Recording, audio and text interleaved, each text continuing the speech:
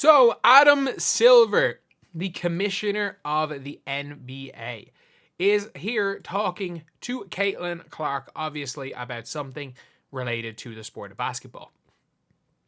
As well, I mean, Caitlyn Clark is a basketball player, and, well, Adam Silver is a basketball commissioner. So I would assume it is about the sport of basketball. If it's not about the sport of basketball, I mean, I would be very, very surprised. Either way, though, if you guys are new to the channel, subscribe. We are trying to hit 38.8k by the end of the day. Only 5 subscribers off.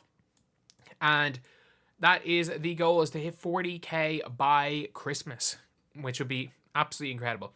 Either way, though, let's take a look at what Adam Silver had to say about Caitlyn Clark, because he said a lot more than expected, to be fair. Like, the WNBA's commissioner won't give Caitlyn Clark that much props, but Adam Silver himself 100% will.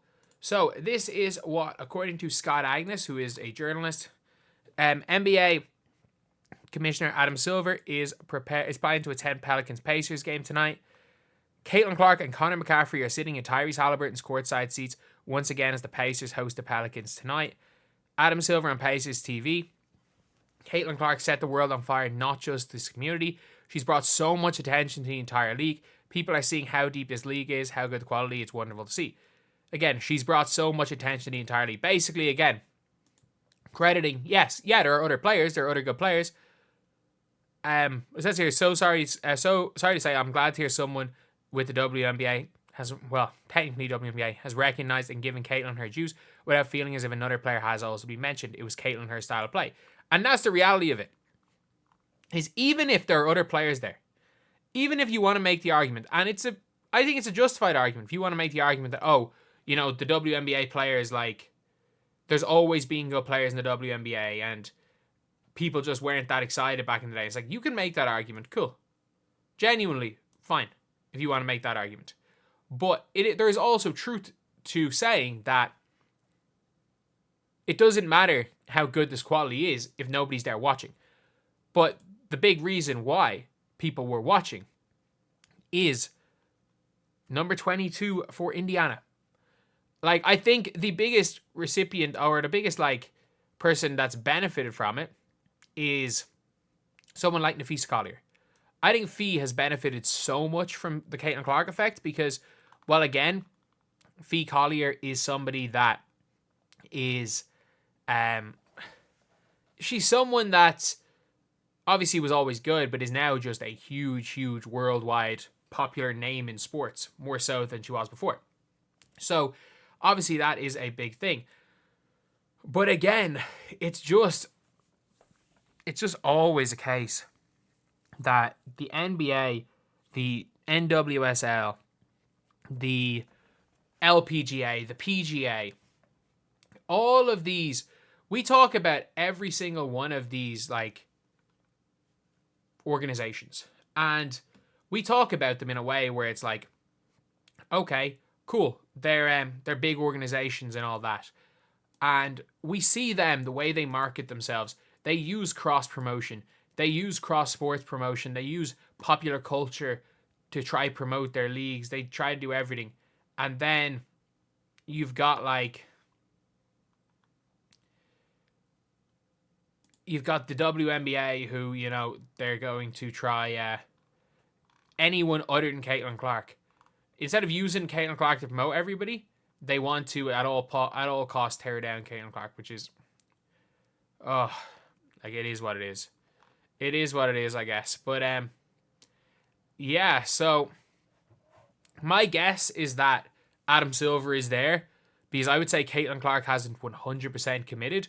Either she has it 100% committed or she has and Adam Silver just wants to talk to her. I think a big reason why he's in attendance is to talk to Caitlyn Clark. I think that was the biggest reason why he was in attendance there because, well, ironically, Adam Silver just showing up to a random Pacers game. Why would he do that? Oh, Caitlyn Clark's courtside. I think, again, a big reason for that is I think Caitlyn Clark has probably said yes to the NBA three-point contest. Like, the Steph Curry, and it's probably going to be Steph and Sabrina versus Clay and Caitlyn. I still think Steph and Sabrina will win that one because I think Sabrina's a better contest. She's probably going to be a better contest shooter than Caitlyn Clark. Then, I don't know, when it comes to Clay, is Clay a better contest shooter than Steph? I don't think so. So it is going to be an interesting one.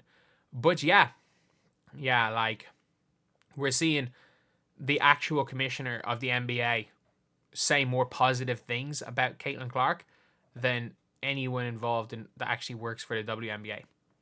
Like, we almost saw we saw shock. We saw shock from the head of marketing that Caitlyn Clark was good. Like, when he was interviewed, he effectively implied that, man, we actually didn't think she was going to be good. They basically said, wow, she's actually as good as people thought she was going to be. We didn't think she was going to be good at all. Like, we tried to market everyone else because we thought she was going to suck, was effectively paraphrasing. But that's the gist of what we thought, what it sounded like the head of marketing said. So, yeah, it's just an interesting situation again with the whole WNBA and Caitlyn Clark stuff. And I don't know. Like, it is, I think the NBA know what they're doing. Like, we've seen it with the WN and WSL, like the women's soccer. We've seen how important Caitlyn Clark has been to Cincinnati's bid. We've seen even the commissioner talk about how important Caitlyn Clark has been to women's sports. We've seen the same with LPGA players.